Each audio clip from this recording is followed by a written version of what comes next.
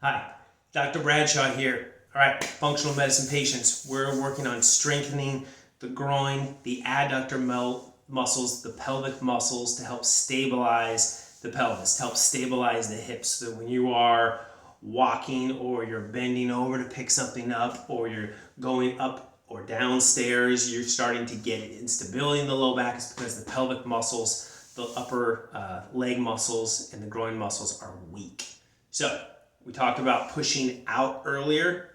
Now we're going to talk about pushing in to strengthen the internal adductor muscles. All right, so I'm going to bring this down a little bit so you can see it. Just need the floor and your exercise ball. You've been using your exercise ball before. If you haven't picked one up because you haven't needed it, now is the time. Looks like this. I recommend you find one when you're in the store or you're online. Look for your height and the corresponding ball size for this.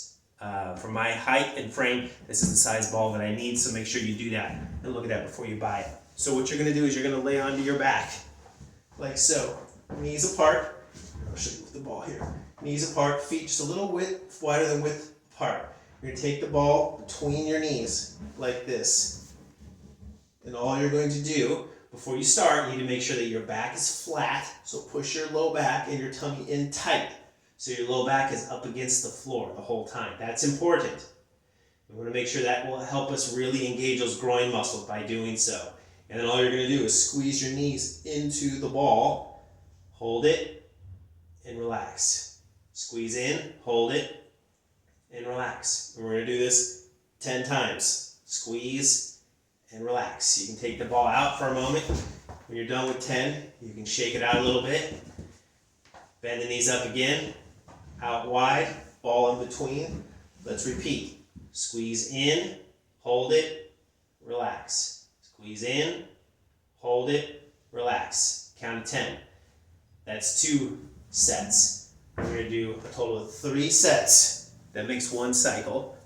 And we're going to do not 1 cycle, but 3 cycles per day. So I recommend that in the morning, midday, and nighttime, you work on this to help strengthen those muscles. For those of you who have had groin pulls in the past, you slipped and fallen, landed on your tailbone in the past. If you have bursitis in the hip, tendonitis in the knee, if you just get pelvic pain after doing work in the yard, all of these issues are tied in with weakness in the groin and adductor musculature. This will help you strengthen that back up, all right? So let's get after it. Enjoy.